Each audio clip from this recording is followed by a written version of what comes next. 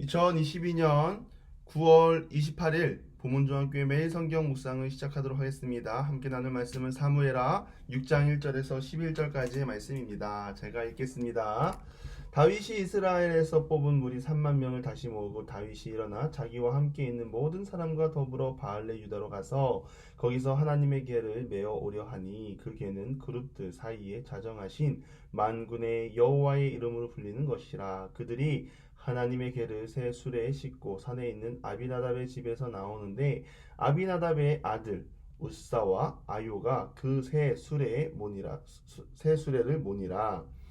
그들이 산에 있는 아비나답의 집에서 하나님의 궤를 싣고 나올 때에 아효는 궤 앞에서 가고 다윗과 이스라엘 온 족속은 잣나무로 만든 여러 가지 악기와 수금과 비파와 소고와 양금과 제금으로 여호와 앞에서 연주하더라. 그들이 나곤의 타작마당에 이르러서는 소들이 띠므로 우사가 손을 들어 하나님의 궤를 붙들었더니 여호와 하나님이 우사가 잘못함으로 말미암아 진노하사 그를 그곳에서 치시니 그가 거기 하나님의 궤 곁에서 죽으니라. 여호와께서 우사를 치심으로 다윗이 분하여 그곳을 베레스 우사라 부르니 그 이름이 오늘까지 이르니라. 다윗이 그날에 여호와를 두려워하여 이르되 여호와의 궤가 어찌 내게로 오리요 하고 다윗이 여호와의 궤를 옮겨 다윗성 자기에게로 메어 가기를 즐겨하지 아니하고 가드 사람 오벳 에돔의 집으로 메어 간지라. 여호와의 궤가 가드 사람 오벳 에돔의 집에 석 달을 있었는데 여호와께서 오벳 에돔과 그의 온 집에 복을 주시니라. 아멘. 6장은 예배의 중심이 되는 법궤가 이스라엘 땅으로 돌아오는 기록입니다. 이스라엘은 법궤를 수년 전 블레셋에게 빼앗겼고 그때 이 법궤 때문에 블레셋 5지방이 초토화되는 큰 재앙이 임했습니다. 블레셋 사람들이 너무 두려워 법궤를 이스라엘로 돌려보냈는데 이때 이 법궤를 제대로 실로에 인치되지 못하고 변방 시골 마을에 거의 방치된 채 보관 중이었습니다.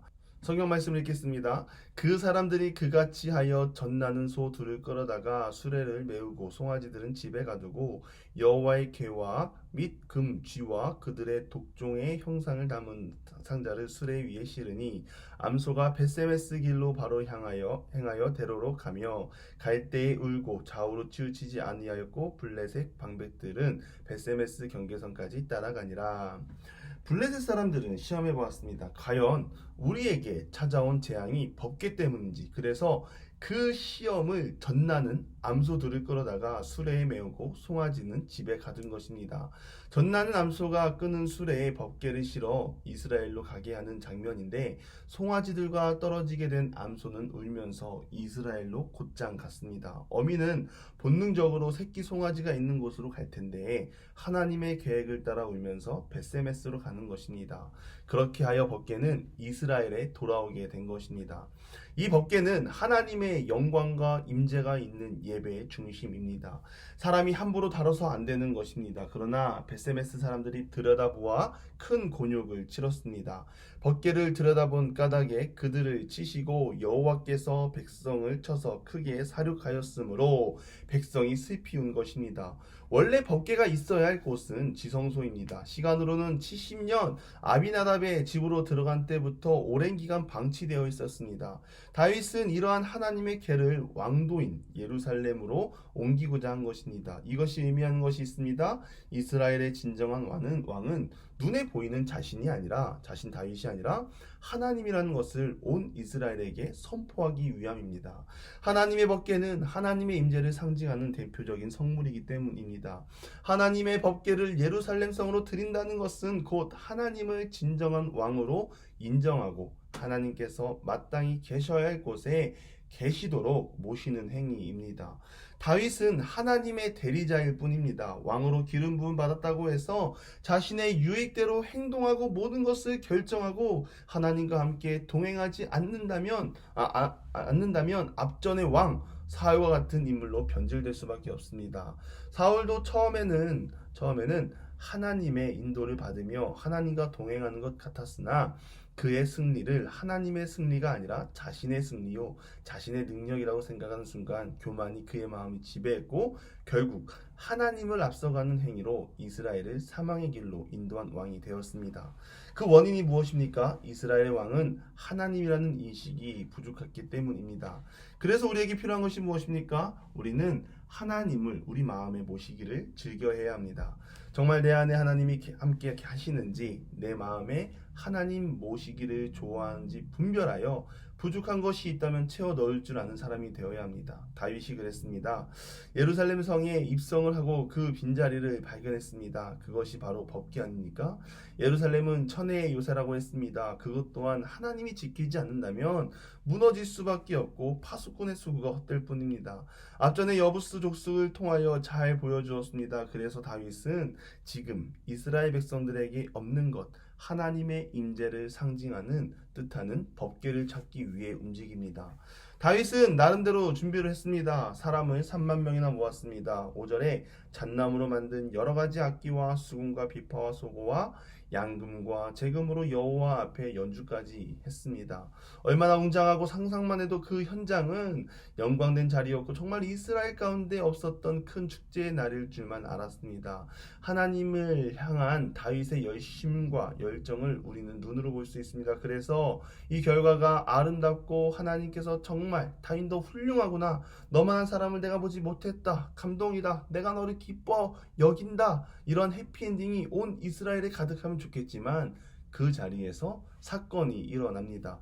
법궤를 이동하다가 나곤의 타작마당에 이르러 소들이 뛰는 바람에 웃사가 손을 들어 하나님의 법궤를 붙잡은 것입니다. 웃사 나름대로 하나님의 계를 지키기 위해 우발적 사고로부터 자신이 할 수 있는 일을 한 것입니다. 그런데 웃사는 죽고 축제 현장은 두려움의 현장이 되고 말았습니다. 베세메스에서 있었던 사건 고의로 법궤 안을 들여다봐서 그렇게 된 것도 아닙니다. 웃사로서는 억울할 수 있으나 하나님께서는 그렇게 하십니다. 그렇다면 무엇이 잘못된 것입니까? 웃사의 죽음은 무엇 때문이었습니까? 이것은 다윗의 잘못입니다. 다윗의 마음은 하나님이 정말로 기뻐할 일이지만, 다윗의 행동은 정말로 하나님이 기뻐할 일이지만 하나님의 언약궤에 대한 사전 지식 없이 마음을 앞세운 다윗의 잘못입니다. 다윗은 하나님을 경외하는 자로서 하나님의 언약궤를 새 수레에 실어 옮기는 정성을 보였으나 그것은 명백하게 하나님의 말씀에 위배되는 행위였습니다.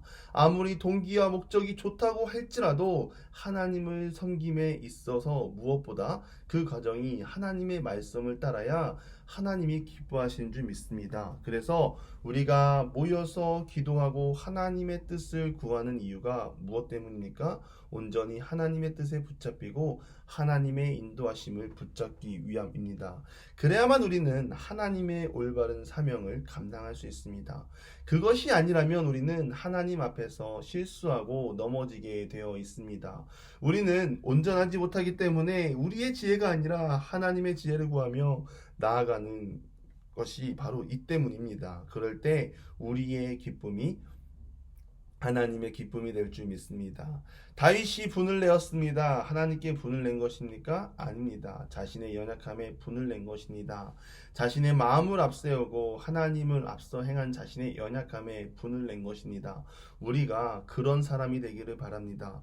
바른 길에 서려고 했으나 실패하고 넘어진 자리, 그럴 수도 있지. 그런 모습이 아니라 실패하고 넘어지고 무너질 수밖에 없는 우리 자신을 향해 분을 내고 다시는 내가 그런 실수를 하지 않기 위해 스스로를 다그칩시다. 스스로를 다그치고 우리가 온전히 하나님의 영광 가운데 거하는 하나님의 사람들이 되기를 바랍니다. 무엇보다 하나님을 바르게 알아갑시다. 바르게 알아가고 우리는 하나님 앞에서 반복되는 실수를 금하고 무엇보다 하나님께 영광 돌리며 나아가는 우리 모든 기도의 용사들이 되기를 간절히 축원합니다. 기도하겠습니다. 하나님을 바르게 아는 사람들이 되게 하여 주시옵소서. 우리의 마음을 앞세우는 신앙인이 아니라 하나님을 붙잡고 하나님이 주시는 지혜를 의지하며 나아가는 하나님의 사람이 다 되게 하여 주시옵소서. 예수님의 이름으로 기도드리며 이제는 우리 구주 예수 그리스도의 은혜와 하나님의 극진하신 사랑하심과 성령의 감화 감동 교통하심이 사랑하는 부모님과 함께 모든 기도의 용사 위에 이제로부터 영원토록 함께 하시기를 간절히 축원하옵나이다. 아멘.